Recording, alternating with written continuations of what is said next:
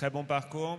Je trouve qu'il y a une bonne connexion entre l'assiette, ton assiette et le dos de ton cheval. Tu pourrais de temps en temps, quand tu veux relancer un petit peu dans tes courbes, que tu es loin de l'obstacle, peut-être sortir un peu plus de ta selle, qui ne soit pas toujours en attente de l'assistance de ton assiette, qui est très bonne, hein, qui est très bien connectée.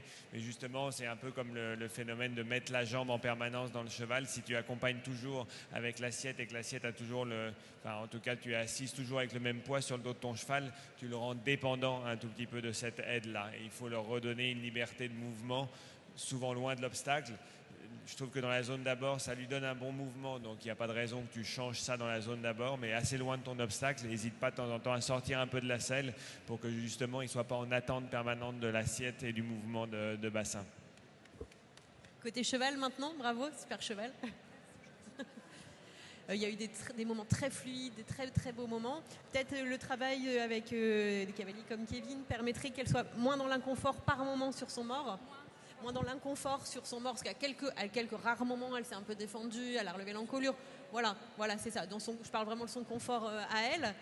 Et puis, elle a tellement de... Elle ou il Elle a tellement de qualité elle a le droit de se poser un peu.